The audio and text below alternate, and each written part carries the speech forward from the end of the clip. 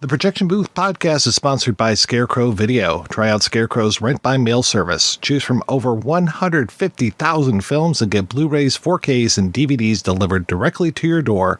Visit scarecrow.com today.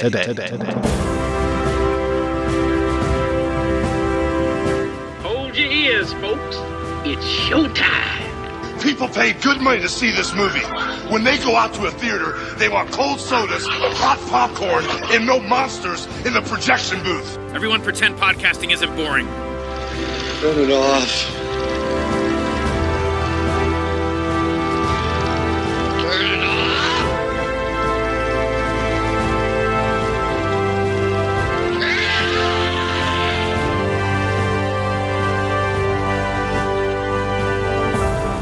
Once you kill a man for revenge, there's no going back. A voice in your head sang over and over. That was awesome. Who are you? Drebin. Detective Frank Drebin. Thanks. Police Squad has always been the elite of the elite. Hi, Daddy. It's me, Frank Jr. Love you. Hey, Dad. Boy, do I miss you.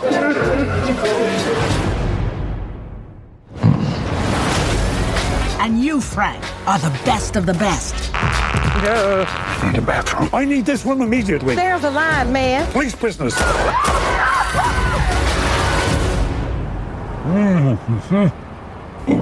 Oh, I'm gonna ruin another suit. Over here, Lieutenant. I think someone murdered my brother. Please, take a chair. Thank you. I'll find them. This is what I do. Says you served 20 years for man's laughter. You mean manslaughter? Must have been quite the joke. They're going to shut down Police Squad if you do not solve this case. Do this by the book. Show a little respect. Why? Who's going to arrest me? Other cops? Yes. Is she serious? Is he serious? No. It seems Mr. Drebin might be more of a problem than we thought. I want you to keep an eye on him. This oven is disgusting.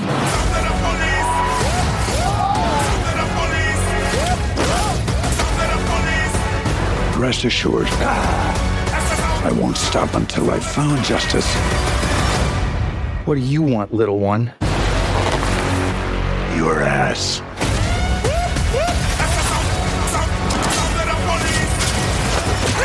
Nobody messes with Police Squad. We've upgraded your car with the most advanced crime-fighting tech. Drive forward 30 feet. Pretty smooth. Oh! This place is falling apart.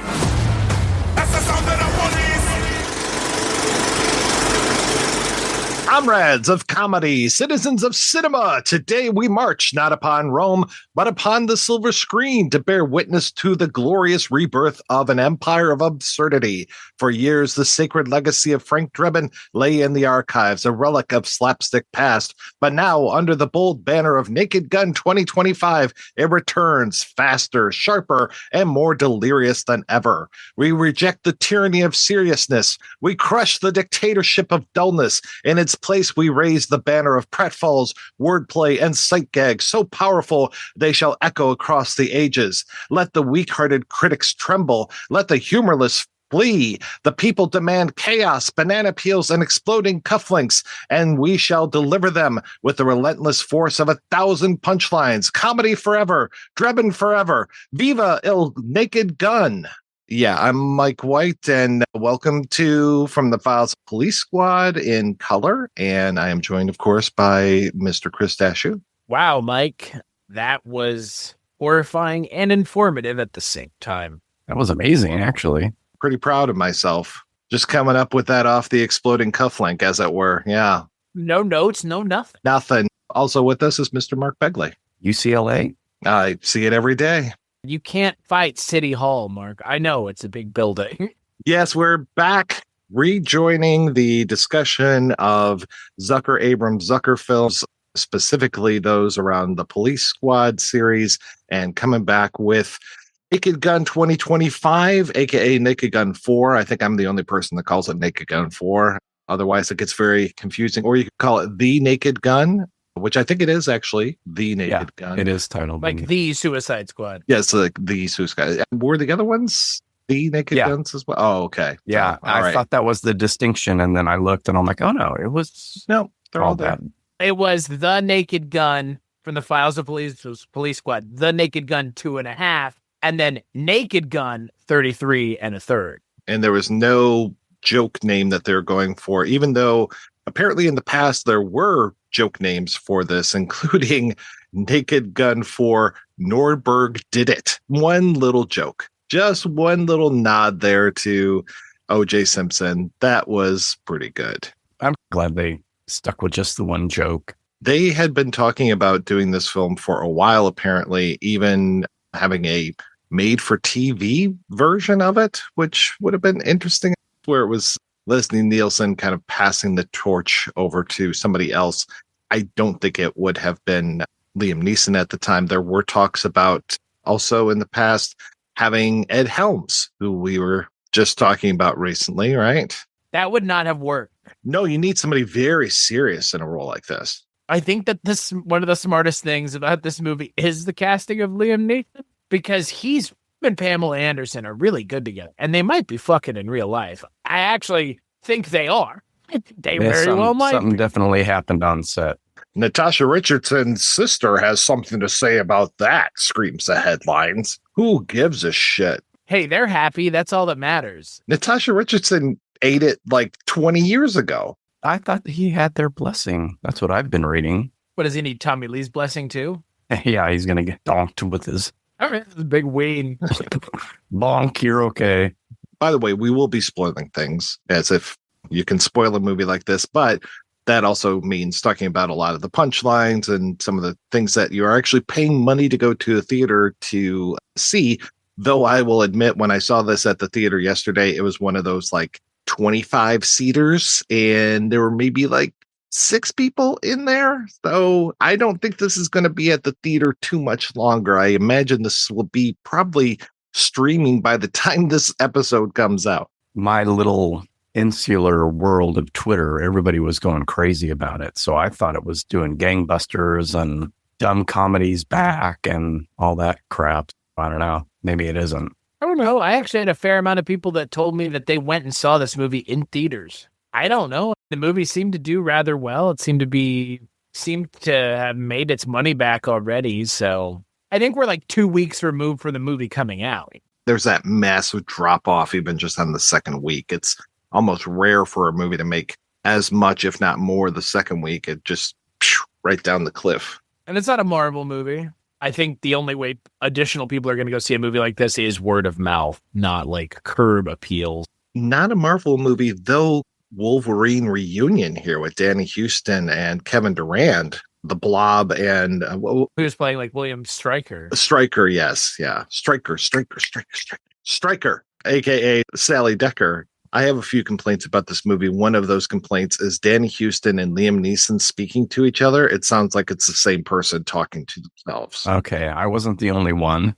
Who's saying what line now? Danny Houston really starting to sound a lot like his dad. And I think that if he wanted to just push just a little bit, he could do the John Huston voice impeccably. Oh, I'm sure he does. He probably does it all the time. I'm sure like he's voiced his character, his dad in different things like documentaries or something. Yeah, he does a great job. And Danny Houston, fucking hilarious guy. And Liam Neeson, fucking hilarious guy. And I love that they use Neeson's very cold, calculating Taken type persona so much of this time, where it's like growling out these lines, and having the voiceover was very smart as well. Of course, we know that Frank Drebin had a voiceover, so giving it to Liam Neeson here I thought was very smart. I enjoyed it. I guess in that insular world I live in, it got a little overhyped, so I was like, ooh, joke a second, and it wasn't as jam-packed as the Naked Gun movies where you watch it 5 times because you've missed 19 different things going on. It's not quite like that. And I don't think there were nearly as many, or I didn't notice a lot of that background foreground something serious was happening in the foreground, there was a joke going on in the background. That didn't seem to be happening. Not that they need to follow the blueprint of those movies or of ZAZ movies to a T, which I'm sure they didn't want to do, but it seemed a lot tamer as far as gags a second to me. And I didn't know if that was just me missing everything or if that's how the movie was.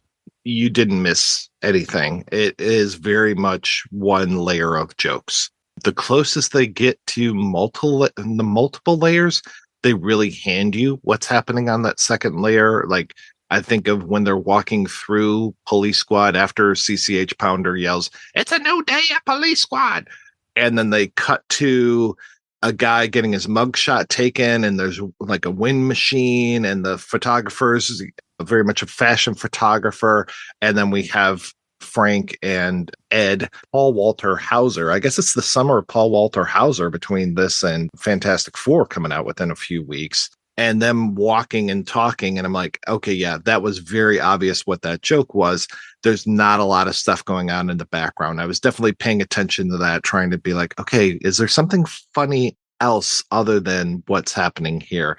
And yeah, the jokes per second, jokes per minute, jokes per maybe 5 minutes. There were a few times, especially at the beginning, where I was laughing out loud quite a bit.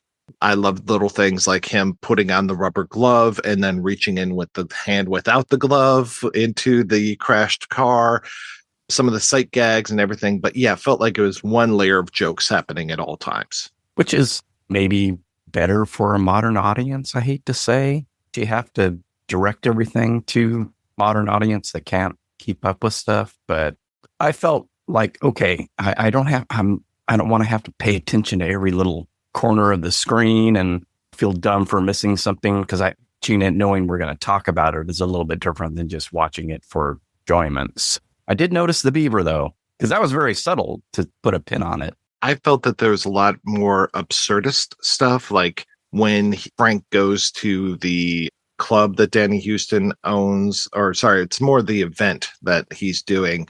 And there are all those posters like delivery and this and that. And then pumpkins, like him standing in a field with a bunch of pumpkins. It's like, okay, yeah, that was funny. Just absurd kind of stuff. And I was expecting a little bit more out of the screenwriters for this, because I really liked the Chip and Dale movie that they did together, Dan Gregor and Doug Mand. I'm not that familiar with Akiva Schaffer, though. And I don't know if... Part of the Lonely Island. Oh, yeah. That's right. Thank you. Where he's the guy in the Lonely Island with the facial hair is essentially the best way of putting it. I know I saw Popstar Never Stopping. And of course, I've seen Threw It on the Ground, though I really feel that skit kind of takes a shit at the end when they get to the Hollywood phonies part. But okay, yeah, he's got some good comedy chops on. I'm on a boat. And then, of course, he also directed Chip and Dale Rescue Rangers.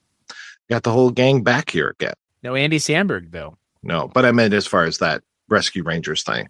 I enjoyed this movie a fair amount. I think it's a pretty worthy successor to what this franchise could be. I think it's also a rather interesting entry into the franchise, given what it has to be now, given the environment that this movie has come out into. Because there's parts of this movie that are aping action movies that were not. This movie apes action movies at times, which Naked Gun didn't really do back in the day. And this is existing in a post-John Wick, post-Taken world. That's the thing that I feel like is even more on the nose and even funnier, is putting Liam Neeson in this movie, given that he is actually an action star.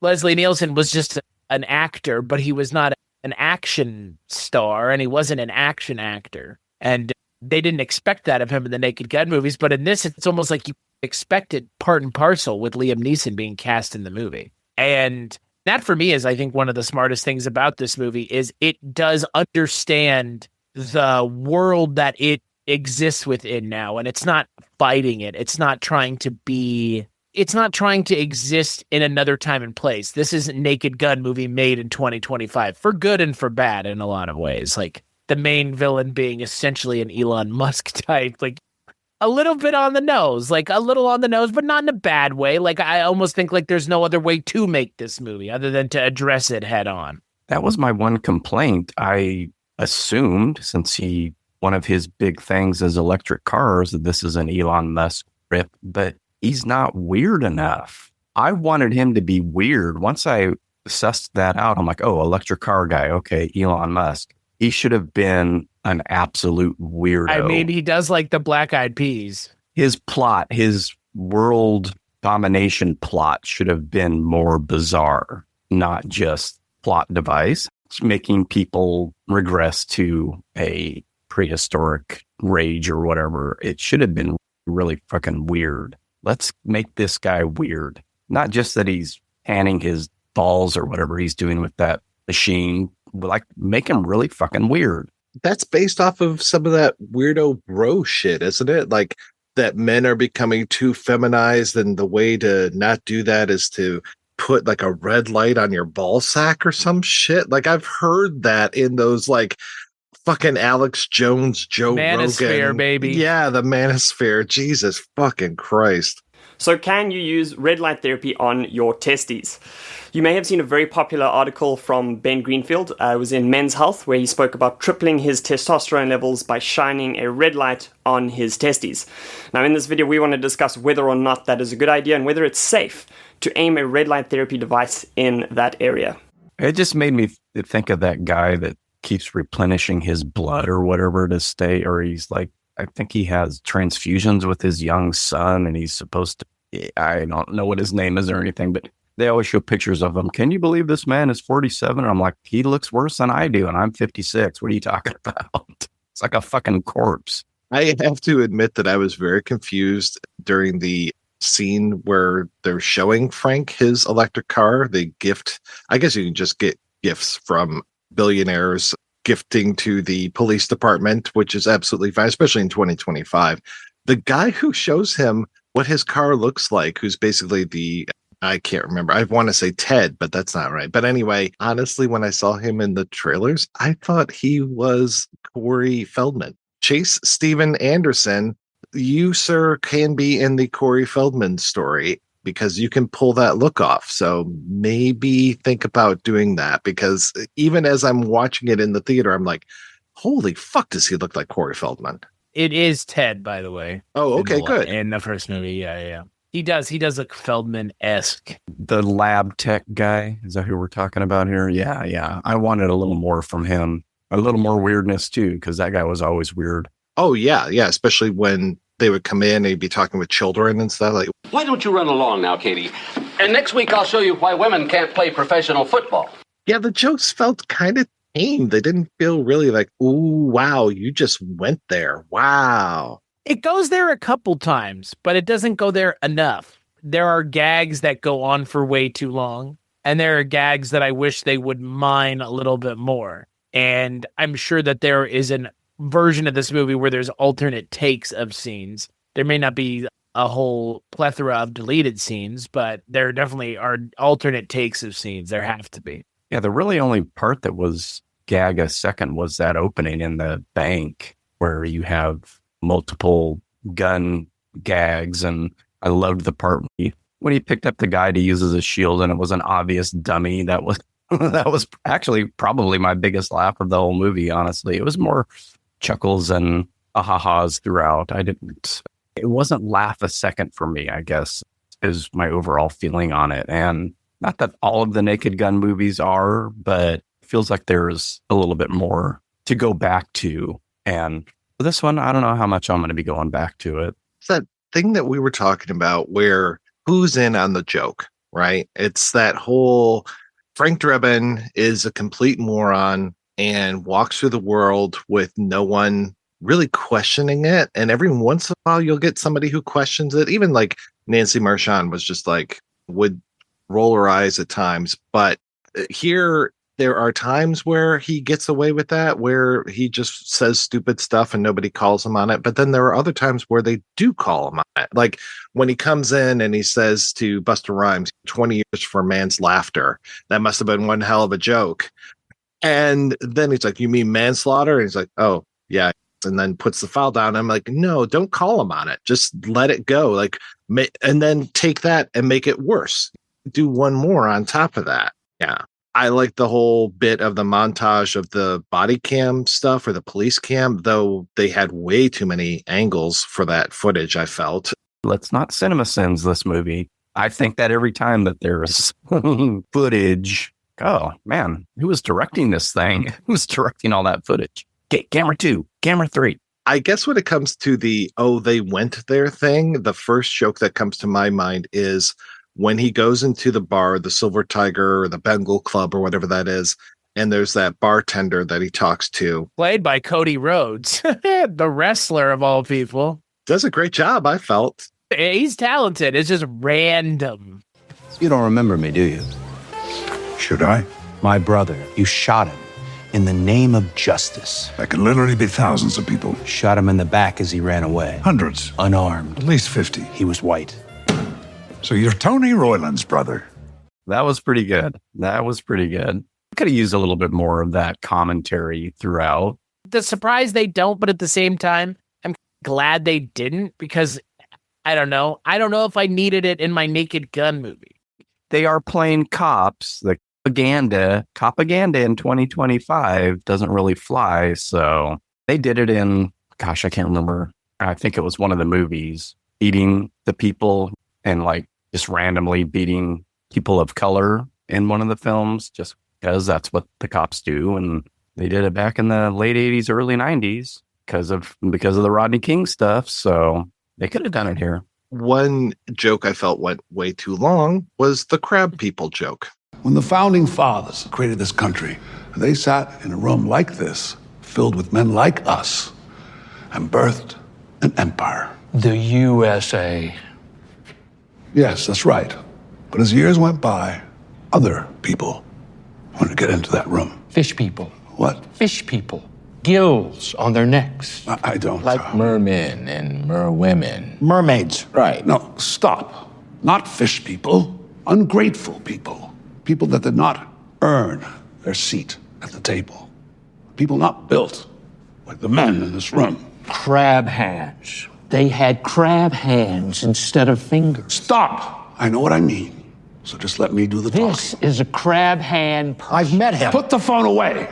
That was one of my favorite scenes in the movie. I think had they gone farther with it and had everyone on that board believing in crab people or something, I thought that would have been a little bit better. But instead, it was just those two guys going back and forth. I'm just like, drop it. Just drop it. Come on, let's go. Just felt like it lasted like 2 beats too long. I always attribute it to Austin Powers, where you just keep going until it's not funny anymore. And then it comes back around to being absurd and then it's funny again. And that's another thing that I felt was missing from this, but wasn't unhappy that it was missing from this because that does get old. I didn't really feel it for this. Like I'm sitting here listening to you on my crab people joke. What is he talking? Like I totally forgot about it. But yeah, would it have been more memorable to me if it had been done ad nauseum or come back up later in the movie or something? It does come back one more true. time. Yeah. At the very end when Weird Al, and I hope that was part of the version that you saw, because I know sometimes credits get cut off, but at the very end, Weird Al comes back and he's playing at the Giggle Bunker Room and it's just him with a whole bunch of empty tables. And he's like, hello, anybody? Crazy billionaires? Crab people? I'm glad that Weird Al was in the movie again. Got to keep that streak going. And yeah, I kind of wish that board of directors would have been either this guy's crazy or we are way more evil than he is, even just to really put that whole bunch of rich white people, even though they weren't all white people, bunch of rich older people all on the board at the same time. Sometimes Kevin Durant gives like little looks where he's like, I'm not really sure about this guy, but never really comes back. Speaking of Austin Powers, they cop directly from Austin Powers with the dog gag, where it looks like they're having sex with his dog. Yeah, that whole kitchen scene, I was like, this was done. And whichever one of those with Heather Graham and him in the tent. They do it twice in that movie, too. Like the fruit stuff with him and Vanessa. Yeah. Yeah, that's right. Or, sorry, food stuff. It's not just fruit. The scene with the snowman, which is effectively the Naked Gun from the first movie. There's that, like, it's essentially like a music video. Yeah, it's that montage. Something tells me I'm into something good. Yeah. The Hermits. Yeah, it's like a mini movie. I feel like if they had given the movie the rest of that energy, like I enjoyed this movie immensely. I think I probably maybe even enjoyed it more than both of y'all. I will say though, like I think if the movie, to Mike's point and Mark's point as well, I think if the movie had been more absurd, I think it would have checked more boxes for me. And I think it goes there, but having rewatched all three of the original Naked Gun movies to prepare for this episode, like they are a little bit more absurd. It's not like terribly so. I'm not saying that this movie is like, this is the most straightforward comedy I've ever seen, but like there are parts of this movie that don't go far enough. And there are parts of this movie that really hold back. And I don't know why. I guess, is it like, and that's the other thing, I guess, did this movie need to be R? Is that what it is? In this day and age, did this movie have to be R? It's not R. It's PG-13. Okay. So you're asking, should we have gone farther? Should we have made this an R rating? I mean, where were the bare boobs? Come on. No bare boobs in this movie. I don't know if I want to see a bear. I don't know if I want to see a bear's boobs, Mike. They have a whole line of them. It's usually about 8 or so. So many teats. None of the Naked Gun films were any higher than a PG-13, I'm sure. So they're keeping it with that. But did that need to be something that they kept to, is my point. You want dumb teen boys going to see your movie. So, or boys that appreciate dumb humor, or girls, teens that appreciate dumb humor going to your movie. Maybe those teens don't exist. I don't know. From what I hear, the new generation is afraid of sex. So I guess no bare boobs for them then. Pamela Anderson is really good in this movie. She is amazing. Her scat scene is, speaking of rated R, but that is fucking amazing. I saw a clip on Instagram the other day where they weren't cutting between her and what Liam Neeson was up to, and it was just her doing the scatting. It was fucking amazing. It was before I saw the movie, and I'm just like, what the hell is this? This is great. That was a perfect little Naked Gun Police Squad-esque interlude there, that ridiculousness. It actually made me think of that. Was it the last episode or one of the last episodes of the show when he's up performing? Is not nearly as funny as this scene in that film, but I was looking for anything to call back to the show or to the movies. They don't do a ton of it. The self-driving car worked because of the way they would always shoot the driving scenes in Police Squad and Naked Gun. So I thought that was nice. That was a nice touch. And since it's topical and now it seemed to work okay, he hits a biker. I'm sure that was done in one of the movies or the show. He hits a person multiple times. No parking, though. No trouble parking, I don't recall. No hitting of garbage cans. Yeah. He does go through that police line, but that was one of the things where one of the policemen actually reacts, and it was like, should he have reacted or should he have just taken that as a normal thing? I don't like, and I know I talked about this on those podcasts about the movies and stuff, when people would make the face, you just got to let it go. And you mentioned it earlier in regard to a scene in this film, just let it slide. Don't acknowledge it. The joke is for us. It should be. And I think of Airplane when I think of that, where the joke is for us and we don't get all those glances. Well, we get a few. I shouldn't say that, but just let the joke go. The character doesn't need to respond to the stupid comment. Yeah, you get a few of those fourth wall breaks too, which I always appreciated. Like when Ted Stryker would look at the camera and be like, what would you do kind of thing. And we get a few of those where Drebin will break that fourth wall and look straight at us and talk to us as the audience. And even especially at the end, when we do the freeze frame gag a little bit differently than we've seen it done before, but him actually seeing the camera and coming and approaching us, I thought was a good gag. And I was glad that they carried through on the freeze frame thing. Well, they did a little bit of a vacation gag, the film, one of the films that we talked about recently, where, in that film, they put a pin on that this is a sequel to a beloved franchise, but this one's going to be very different. And I want to be the same as you, Daddy, but the new one, the Naked Gun, the new one. They do the same thing here. I like the fight that he has in Club Bengal with all the computer guys behind the scenes, and especially when he's taking numbers. They've got the little ticker tape thing, and he just keeps punching people out, or when he rips the guy's or arms off of him and starts smacking him with. Those are pretty good. And I like just seeing, what a badass. You hired Liam Neeson. Let's use him for this way. I think one of my favorite jokes in the movie is it's a callback to another joke from National Lampoon's Loaded Weapons. So in that movie, there's a scene where they go looking for the Emilio Estevez character, and they think they find his trailer on the beach. And so the bad guys light it up. And then it turns out it's just, I believe it's supposed to be John McClane, but it is Bruce Willis. And he's just like, wrong trailer. Sorry. It's great. And like, you have Bruce Willis in the movie for all of like 30 seconds. You make the most of it, and it really works. I think for me, one of my favorite gags in this entire movie is at the end when all of a sudden you just stop hearing Liam Neeson's voice and it's just Dave Bautista. I saw him in the credits and I'm like, when is Dave Bautista going to show up? Is he one of the henchmen? What's going on here? And then, oh, okay. Having him show up as just Frank Drebin because Liam Neeson is apparently in the bathroom. Liam Neeson, the actor, is in the bathroom. Is, I think, for me, one of the funniest gags in the entire movie.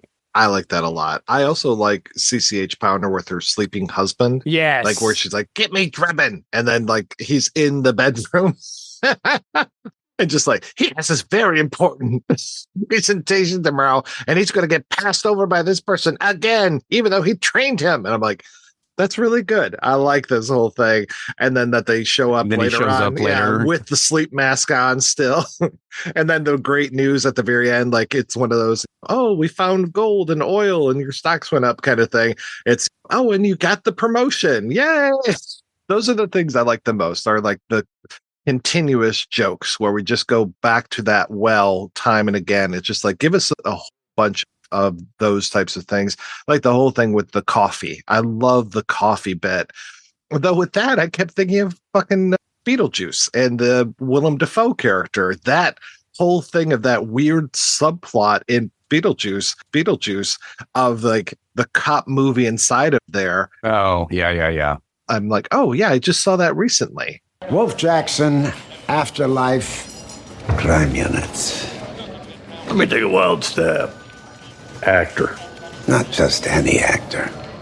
I've done it all. For 6 movies and a reboot, I became Frank Hardballer. Doing my own stunts was non-negotiable. You know why? Authenticity. Correct.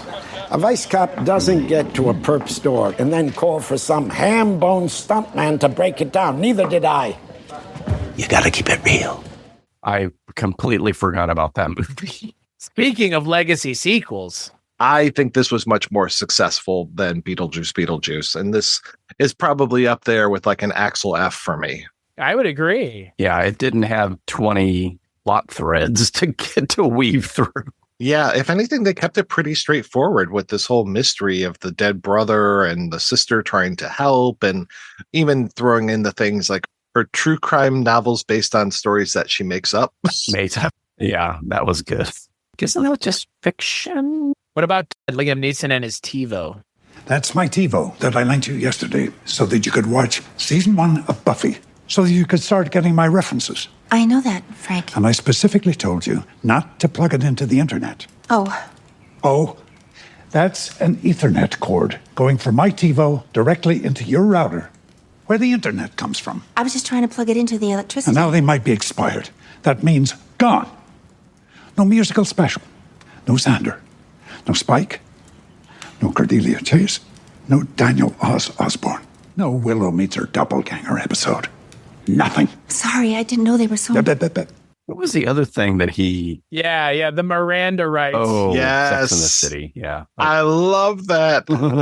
No, Carrie writes. It took me a second for me to get what he was doing. Yeah, I'm like, what is he talking about? My wife and daughter have been going through that series, and that is probably the only reason I recognize the names finally at the end, and Samantha's Or. Yeah, because as soon as he said Carrie writes, I'm like, what? And then he had to get to like the Cynthia Nixon character before I was like, oh, now I got it. I also really like Kevin Durand in the. This isn't my normal car. This isn't the way I normally fall asleep. There's some really funny moments in this movie. Like, I would put this movie above I think I might put this movie above the third Naked Gun, and I think it's as good as the second Naked Gun. Even though I do think the second Naked Gun, in a lot of ways, is almost as good as the first one, because the second one has some of my favorite gags, like I've been swimming in raw sewage all day. I love it. That's for me. Like the second movie has a lot of like follow through gags that the first movie doesn't have. The second movie has those, like the gag with the zoo and the animals and the lion getting Robert Goulet at the end of the movie. And that's like halfway through the movie, they introduce that like reoccurring bit. Like, I think this movie is as good as the second Naked Gun. I think it's a good starting place too for the future of a franchise, which is weird to say because I can't imagine they're going to just do one of these movies at this point. I hope that they do more. And yeah, I hope if anything, they do try to pick up on that. Let's do multiple layers of comedy thing. We saw, it wasn't just Ken Finkelman. It was some of the writers from The Simpsons as well. We've seen that you can do it. It doesn't have to be just a ZAZ thing. If you do it wrong, it looks horrible. And it's just a miserable experience. But at least I will say they didn't do it wrong. They did not do comedy wrong by this. Like things like Epic Movie. I was thinking of gags like him coming in and stepping in the blood and seeing the knife that says "pick me up" and seeing... That is one of my favorite also gags in the whole. Love that whole thing. I did it. Right. And then when he picks up the corpse and it hits the ceiling fan and he's just there with the headless corpse when the cops come in and does flips out the window. I thought that was great. I was like, yeah, this is the Naked Gun that I know. There's a little Texas switch in this movie, which I appreciate. I honestly think this movie really shines when they just let Liam Neeson talk and be fucking weird. Like when he's talking to Kevin Durant in that scene where they're trying to get the confession out of him, he's like, "You're going to be a pretty boy in prison." Like, what the fuck are you talking about? Like, and it just keeps going and it just keeps going. And I don't think there's not enough of that in the movie. Like, I think in a lot of ways, the movie also plays it safe in a way that I don't think if there's a second one, I don't think the second one will play it as safe as this first one.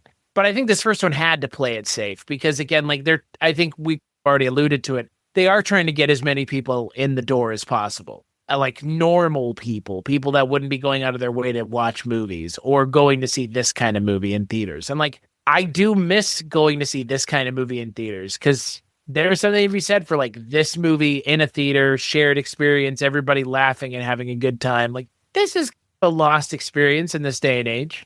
I'm trying to think the last comedy I saw in the theater, and it takes a lot. They definitely do a very solid job with this. There are moments to me of absolute brilliance, like when he's trapped in the electric car and he busts out the windshield and he runs into the clown with the balloons and then the guys carrying the bees and then the guys carrying a windshield that just pops right back into place. I love it. I think I agree with you, Mark, that the villain should have been a little bit more, that it should have been a little bit crazier when it comes to that. More eccentric, like, you know. Yes, eccentric, definitely. I saw his face. I don't know that I knew Danny Houston was in this before I watched it. And when I saw him, I thought, oh, he's going to be that guy. He's been playing this guy for a while.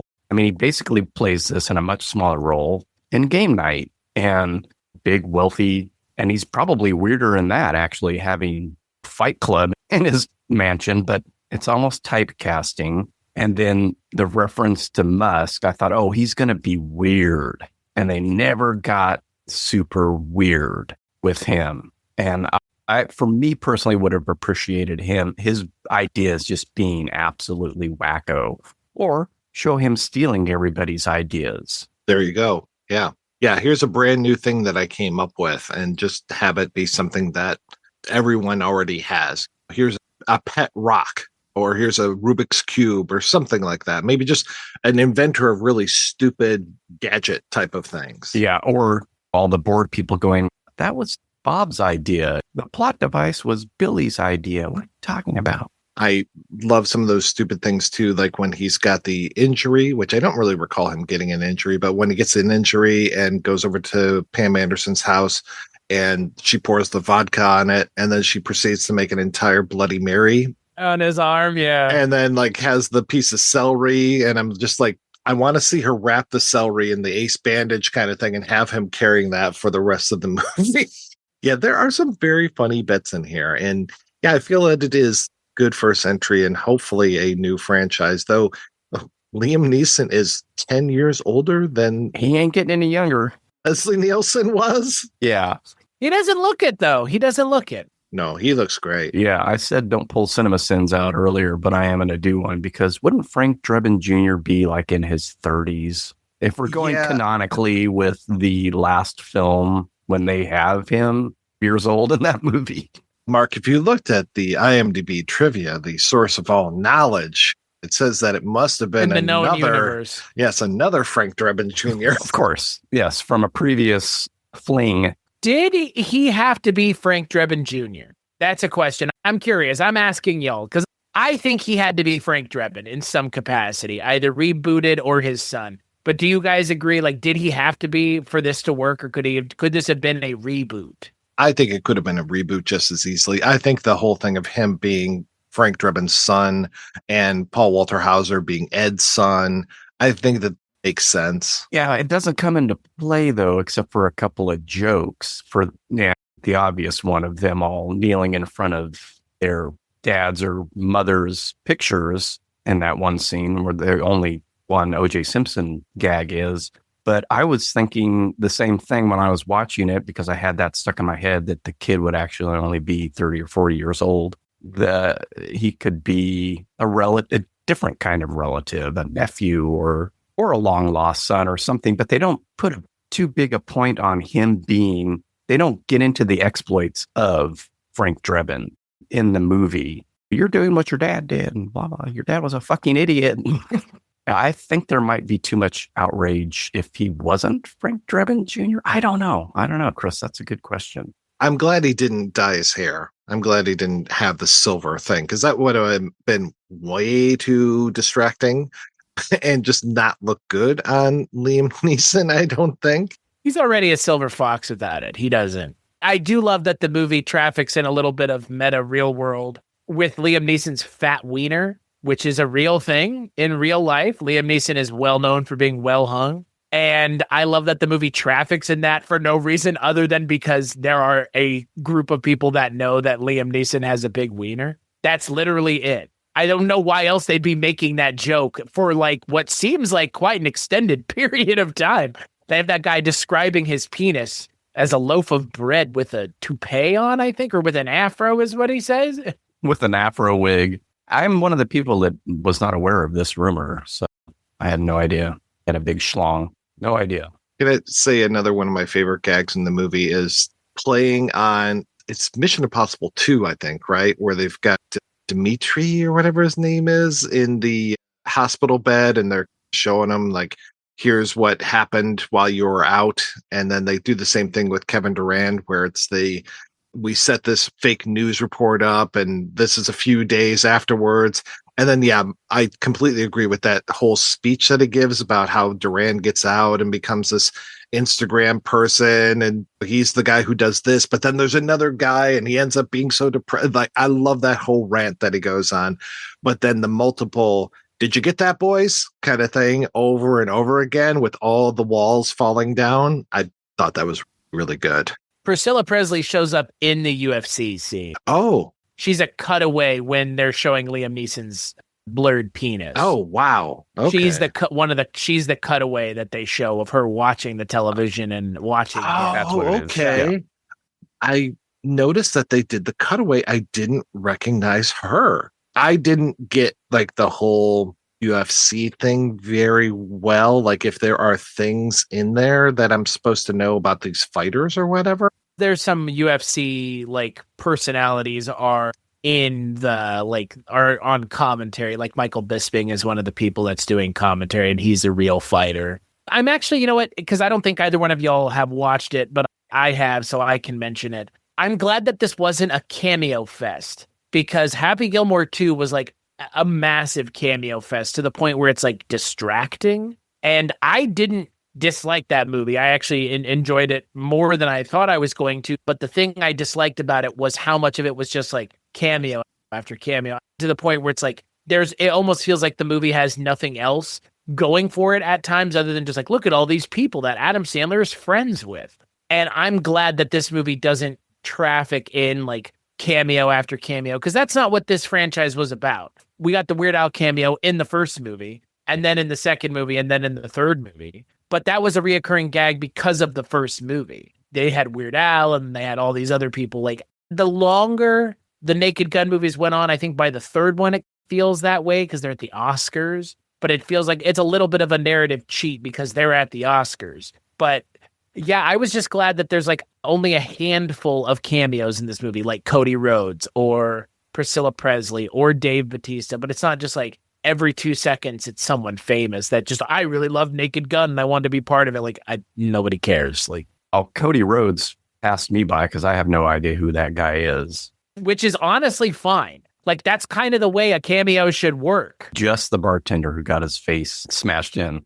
I thought at first he was Casper Dien. Casper Van Dien. I knew I was saying it wrong. And I wanted more from that commentator who was, when we see him, he's like, my wife got all dressed up tonight. She knew I was going out. Why would she get so dressed up? I was really okay, now I see Priscilla Presley. All right. I thought that was actually Catherine O'Hara when I saw it yesterday. Because it's got 2 seconds that she's on screen. Yeah, that's why I couldn't even remember. I'm like, I know she's in there for a flash, but I don't know the context. I also do find it amusing that the movie forces Liam Neeson at one point to be non-lethal, because I'm not sure he ever kills anybody in this movie. They hint at him killing people because they do that whole like, you locked up an entire McDonald's because they wouldn't serve you freedom fries, but he didn't kill those people. In Naked Gun, Frank Drebin kills a couple people, not intentionally, like the guy who falls into the hot dog vat, like he swings at him and he misses. Ricardo Montalban kind of kills himself. But there is that scene in Naked Gun where they're like, when I see 5 weirdos dressed in togas in a park stabbing a guy, I shoot the bastards. Like, that was Shakespeare in the park. They were great actors. Like, when they have a scene like that, like, it hints at the fact that this guy is like really inept. And we never get the sense in this movie that that's ever the case with Liam Neeson, which I think is a welcome change because, again, they have to traffic in the fact that this guy in every other movie he's in is actually an action star. And he's not just pretending to be one, which I think, again, for me is one of the smartest bits of casting in the movie is just casting a guy who does actually do this, not casting against type, because nobody would believe Leslie Nielsen could actually do action-oriented scenes. Yeah, I love the whole bit at the end with all of the clips that are coming everywhere. And the one kid who loses his tooth and the tooth goes into Frank's gun and then he shoots the tooth back into his mouth. That's where I'm like, this is really fucking clever. And there are some really good bits to this, even though I felt like the ending went on for a little too long, but it's just filled with a whole bunch of great bits. Fucking owl coming back. That's perfect. I love it. And to see that visual, of him holding on to an owl being carried through the streets with the moon behind him, I was like, this reminds me of Kung Fury, which is to me one of the best movies ever made, period, end of sentence. And I agree. Like, I think this movie really shines when it leans further into the absurd. I think it just was afraid of alienating the mainstream audience. Yeah, I feel that way too. And I don't think the movie alienated the mainstream audience. Like, I had friends texting me, asking me about this movie. If I was going to see it, and then once I saw it, what I thought of it, and I was like, this is fucking weird. Like, it's been a while since that happened. And normally, if it does happen, it's not with something like this, which is just like, again, like ostensibly a comedy. But I don't know, like there's a level of polish to this movie that does make it, we've talked a lot about the comedy of the movie, but movie's rather well shot. There's a lot of interesting lighting. Like, there's a lot of blue and red. Like, it looks like it could be a John Wick movie. Yeah, I think that's what they were striving for. Yeah, and they nailed it, and I appreciate it because, like, again, in a post-John Wick universe where John Wick is one of the most popular, if not the most popular action movie out there, you could make a movie that's a John Wick send-up of its own right. And Naked Gun didn't have to do it, but if Naked Gun's going to exist in 2025, it's almost impossible to not address it. I appreciated that it wasn't flat TV lighting. No, there's some great looking stuff. And the bank robbery looks like fucking from The Dark Knight Returns. Playing with shadows, even in his office when she first shows up, it's a little noirish, and the silhouette gag for the door. Her taking the chair at the end. The whole fight around the fountain when we've got Dave Bautista. That looks like $1 million. They really did do a great job shooting this. This does look like a real movie. It doesn't look so completely flat. I just keep going back to those fucking Friedberg and Seltzer things. You guys mentioned epic movie, and yeah, those movies looked like they were made for $5. Well, and they were written for $5 too. That's the thing. Those movies don't have any production value to them in any substantive way. I think about epic movie or disaster movie or the later scary movies. I'm like, who was seeing these movies? The same people that are being expected to see these movies. I was the one seeing those movies.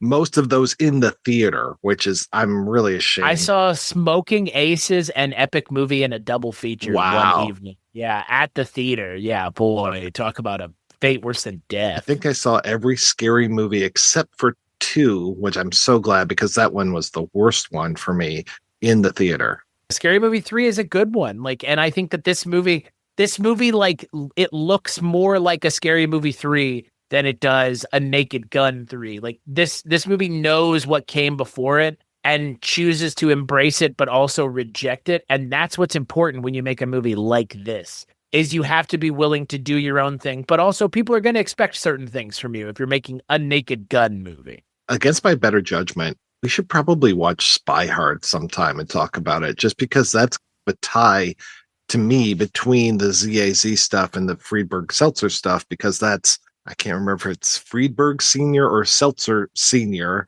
And that's also got Weird Al doing the title song, and it's got Leslie Nielsen as your main character. And it's like, what is this thing? It feels like it was say passing of the torch, because basically they took the torch and just pissed on it and put the fire out for all of those Friedberg and Seltzer movies.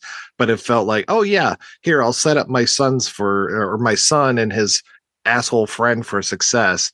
One of these days I'd love to talk with those guys and just be like, what is your fucking problem? What is your major malfunction? What about Wrongfully Accused? Oh boy, I've never seen that one either. Or 2001 A Space, whatever, the travesty, is that one that? Did I see that one? No, I saw The Creature Wasn't Nice. I get that one mixed up. The credits for this, we already mentioned the freeze frame gag at the end, but I was paying attention to the credits. There are gag credits in here, but it takes a lot to get to them. They are not peppered throughout as they used to be in some of these ZAZ movies. I didn't notice funny jokes until they got to the set dressers and they talked about this dressing, that dressing. Then they said salad dressing, and they had French vinaigrette, Thousand Island, and something else.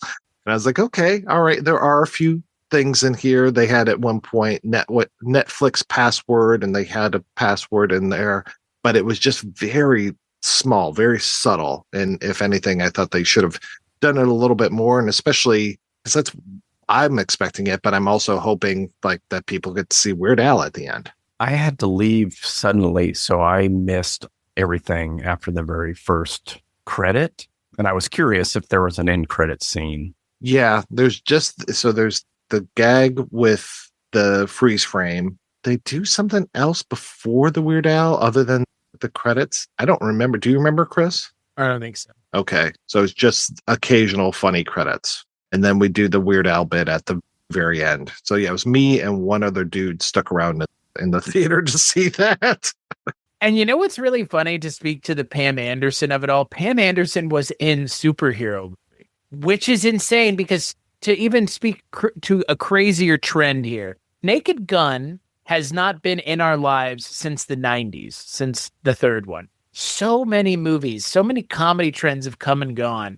Like Superhero movie, which is a movie that came out in 2008 that's a parody of superhero movies in 2008, before superhero movies ostensibly even came out in a lot of ways for a lot of people. It's interesting that Naked Gun is still allowed to be what it is in this day and age, post all these other things. I think it actually goes to show that Naked Gun, I think as a formula, still works rather well if you give it the respect that it deserves and not just try to force topical gags, is I think the issue with those like later Friedberg Seltzer movies is like, oh, here's Miles Fisher Remember playing this? Tom Cruise. Yeah, like Remember doing this? the yeah.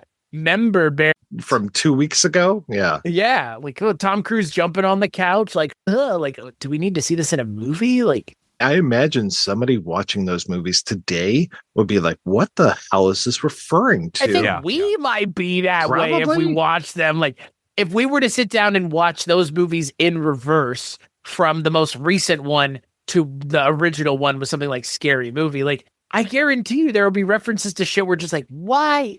Like, one of those movies, I don't remember which one, I think it's Epic Movie, has a reference to Johnny Depp playing Willy Wonka. Yeah. Oh, yeah. That's Crispin Glover in that role. Who the fuck would remember that in this day and age? Like, oh, Johnny Depp played Willy Wonka? Like, yeah, he did. Okay, to what end? Well, and they reference a lot of commercials that were popular at the time and stuff that you forget after a little while. It doesn't even take years to forget about.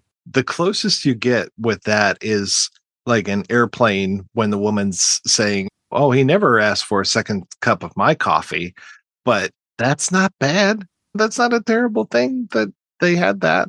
I think we had to explain that bit to Chris because he's younger and we grew up seeing those commercials like nightly. They were pretty ubiquitous on TV. But yes, totally out of date now, or even 5 or 6 years later. But even when the first Airplane came out, they weren't expecting repeat viewings 30 years later on a thing called VHS or Laserdisc or DVD or anything like that. Not thinking of timeliness so much. When are people not going to get this anymore? Who cares? When are they going to watch this again? We'll come back to the theater. Speaking of Airplane, we should take this opportunity to mention, Mike, you're on the Airplane 2 Blu-ray re-release. Yeah, very excited for that. I love that whole thing where I was so pissed off when I was talking to you guys. Just like, I'm going to have one of those fucking assholes on there doing that commentary. And then I reached out to Kino and I was like, I should be on this. I've talked. I am that fucking asshole. Exactly. Why would you get another fucking asshole if you could get this asshole right here, baby? Yeah. Yeah, to go back to Pam Anderson, yeah, I think she's fantastic in this. I really like that they don't make her up and just really try to make her. She's an age-appropriate love interest to me. She might actually be too young for Liam Neeson, but I found her to be hilarious. Apparently, she was up for the role that Anna Nicole Smith played in the last one. And now I'm like, well, yeah, show me that. I would like to have seen that version. Anna Nicole Smith, I thought, was fantastic in there because she could play dumb like nobody's business. But I really think that Pam Anderson, huge barbed wire fan over here, I think it says she's great. And super happy to see her doing full-fledged comedy. The most surprising thing about this movie for me is how good she is. Not because I didn't think she would be good, but because I haven't seen her in enough things really to have an opinion about her. But if she can do this kind of comedy and can live in this space and doesn't take herself super serious, which would seem to me she doesn't, I love how good Pam Anderson is in this movie because I wasn't concerned about how good Liam Neeson was going to be. Priscilla Presley is as good as Liam Neeson is in those movies. Like, she is as funny as he is. There are a lot of moments in those movies that work because of the chemistry of the two of them. And I would say the same here. Like, Pam Anderson is as good as Liam Neeson is. Now that makes me wonder how much she was in the whole Borat thing. And I'm just like, she had to have been completely on board for that. I would assume so. I think so. I think, yeah. Because I think she's got a good sense of humor about herself, too. She's been in the public sphere for so long at this point. Oh, yeah. I'm trying to think back to when Baywatch first came on. And then she was even a Tool Time girl for I would say Tim she was Allen. on Home Improvement. Yeah, that was her original gig. And that was a long time ago. I know because I'm that old. Good on her as well for saying, I'm not going to do makeup anymore. Like, good on her. That's a big deal in this industry. And like, good on her, good for her. Like, fuck them. And there's that whole thing about the breast implants too, where she's like, man, I really shouldn't have gotten these. I'm like, okay, it's your fucking body. Do what you want to do. I'm hopeful for the future of Naked Gun. I actually want there to be more Naked Gun movies. I want to be able to buy a popcorn bucket for this movie that's not $80 because I wasn't able to get it in the fucking theaters because I didn't want get that the big brown beaver. I want the big brown beaver. I want Winona's big brown beaver even. That has nothing to do with sex. That's just about a beaver. little Les Claypool slap in the bass, and we're good. It has nothing It's to a do with beautiful sex. beaver. What can you say? Overall, I would highly recommend this to people to check out. Don't expect exactly the same as the Naked Gun series, but expect something else that's pretty darn funny. All right, let's go ahead and wrap up. Mark Begley, where can people find more of your fun stuff? And only the fun stuff, none of the boring stuff. Only the fun stuff. Oh, God. No, you can find my 2 shows, Wake Up Heavy in Cambridge and with Sean, over at weirdingwaymedia.com. How about you, Chris Stachiw? You can find all the stuff that I work on at weirdingwaymedia.com, which is named for Dune. David Lynch's Dune more specifically. Rest in peace, David Lynch. It's a weird thing that happened since the last time. A lot of things have happened since the last time we recorded this show. Yeah, that's where you can find everything that I work on, including the original run of this show, which we talked about the entire original Police Squad TV show. We talked about Airplane as well, did we not? Like, we did a lot of Naked stuff. Gun films. That prompted us to do, I always forget the title of the one with Val Kilmer. Top Secret. Top Secret. Did that as a crossover with the Projection Booth, yeah. And then I would highly recommend that people check out our Airplane 2 episode as well, which was a lot of fun. And technically, if you're looking for something that has the 3 of us, that continues the 3 of us talking about comedies, or quote-unquote comedies, the Chasing Chevy Chase podcast, where we talk about Chevy Chase movies once a month. And we're almost at the end of that show at this point now, which is crazy in and of itself. So that's where you can find me and all the things that I work on with these 2. So what about you, Mike? Yeah, same thing. weirdingwaymedia.com, where you can find everything we do. The last one of these Police Squad in color episodes came out March 15th, 2023. So I hate that. It feels like a lot longer, doesn't it? That's only 2.5 specifically years for ago. me, it does. 2.5 years, though. Yeah, but that, I was thinking, okay, man. No, I know we didn't record anything in 24 for this because we had talked about it like offline. We're like, oh, we'll do something when Naked Gun finally comes out. But that was like us just kicking the can in 24. But we knew back then that it was coming, and it was with Liam Neeson. That was one of the main rumors. Towards the end of the show, yeah, I listened to a couple of the episodes that we did. Towards the end of the show, we start talking about the fact that like it had been confirmed. They confirmed it while we were literally doing the show. It's kind of like with what's going on with Rankin on Bond, which you can find at mine and Mike's Patreon. They've like started announcing things for the next James Bond while we're doing the show. Like they were announcing Naked Gun stuff because we started recording that show in like 21. And it's been even longer since we started that show. We started that show in like 21. 22 December. You're talking about Rankin on Bond or Police Squad? Police Squad. We got through it fast though, because we recorded weekly on that, and we recorded 3 episodes of the show each time. But it came out.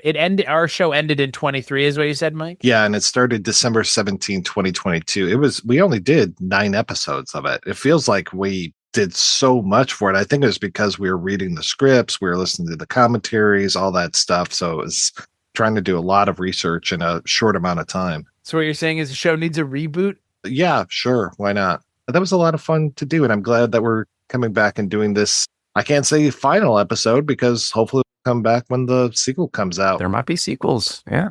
Hopefully. Fingers crossed. It's all based on money, boys. So if it does well, they'll make more. Thanks so much, guys, for being on the show. Thanks to everybody for listening. Do you want to support physical media and get great movies in the mail? Head over to scarecrow.com and try Scarecrow Video's incredible rent by mail service. It's the largest publicly accessible collection in the world. You will find films there entirely unavailable elsewhere. Get what you want when you want it without the scrolling. If you want to hear more of me shooting off my mouth, check out some of the other shows that I work on. They are all available at weirdingwaymedia.com. Thanks especially to our Patreon community. If you want to join the community, visit patreon.com/projection booth. Every donation we get helps the Projection Booth take over the world.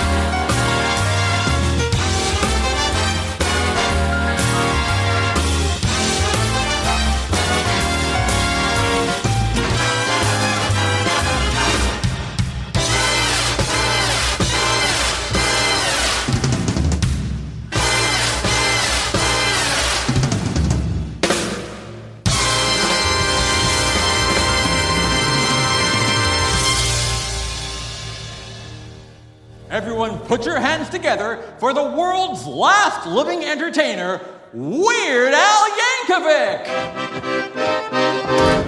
How's everybody doing tonight? Hello? Anybody here? Kane? Evil billionaires? Crab hands guy? Oh, what the heck?